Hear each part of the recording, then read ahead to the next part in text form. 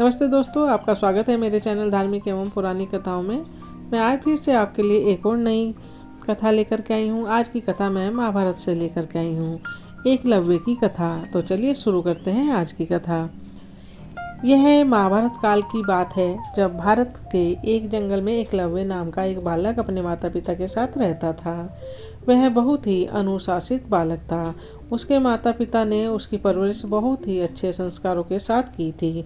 एकलव्य की धनुर्विद्या में बहुत रुचि थी, लेकिन जंगल में उसके लिए साधन उपलब्ध नहीं थे। इसलिए वह गुरु द्रोणाचार्य से धनुर्विद्या सीखना चाहता था।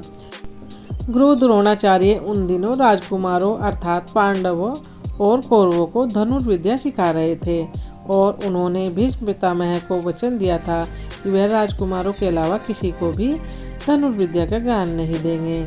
जब एकलव्य अपना निवेदन लेकर गुरु द्रोणाचार्य के पास आया तो उन्होंने उसे अपनी व्यवस्था बताकर वापस भेज दिया। इस पर एकलव्य बड़ा दुखी हुआ, लेकिन उसने यह प्रण लिया कि वह द्रोणाचार्य को ही अपना गुरु बनाएगा। शारीरिक रूप से गुरु की अनुपस्थिति के चलते उसने उनकी मिट्टी की मूर्ति बनाई और उनके सामने तीर कमान चलाने का अभ्यास करने लगा। देखते ही देखते वह एक उम्दा धनुर्धर बन गया।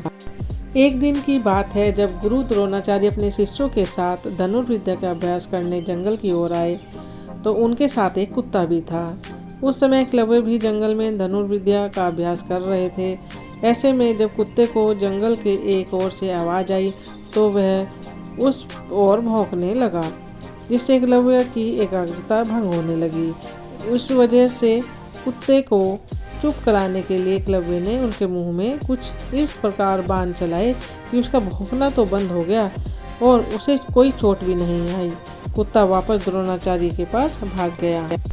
जब उन्होंने कुत्ते को देखा तो उन्हें अपनी आंखों पर विश्वास नहीं हुआ और उन्होंने सोचा कि इतना अच्छा धनुर्धारी कौन है जिसे धनुष बाण की ऐसी विद्या आती है। जब उन्होंने जाकर देखा तो उनके सामने हाथ में धनुष लिए एकलव्य खड़ा था।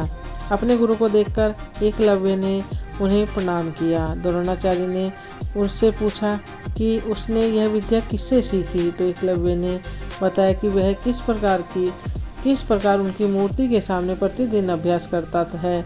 यह सुनकर द्रोणाचार्य आश्चर्यचकित हुए।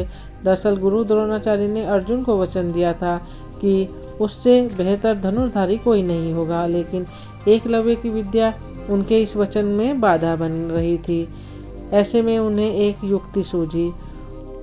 उन्होंने एकलव्य से कहा, वत्स, तुमने मुझसे शिक्षा तो ले ली, लेकिन मुझे गुरु दक्षिणा तो अभी तक नहीं दी। आदेश करें गुरुदेव, आपको दक्षिणा में क्या चाहिए? एकलव्य ने कहा। एकलव्य की बात का जवाब देते हुए गुरु द्रोणाचार्य ने कहा कि गुरु दक्षिणा में मुझे तुम्हारे दाहिने हाथ का अंगूठा चाहिए।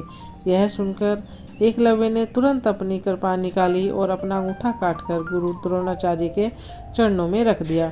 इस घटना की वजह से एकलव्य का नाम एक आदर्श शिष्य के रूप में आज भी याद किया जाता है। बच्चों, वीर एकलव्य की कहानी से हमें यह शिक्षा मिलती है, अगर हम अपने लक्ष्य के प्रति पूरी तरह समर्पित हैं तो उसे हासिल करने के बीच में आने वाली कोई भी बाधा अहमियत नहीं रखती है। तो हमारी यहाँ कहानी ख़त्म हुई। आपको अगर पसंद आई तो ज़्यादा से ज़्यादा शेयर करें, लाइक करें और कमेंट ज़रूर करें।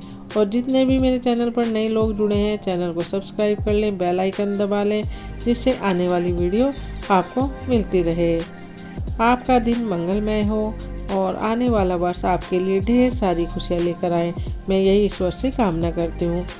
दोस्तों, आप सभी का मेरे चैनल पर बने रहने के लिए बहुत बहुत धन्यवाद। इसी तरह चैनल पर बने रहें और कथा कहानियाँ सुनते रहें।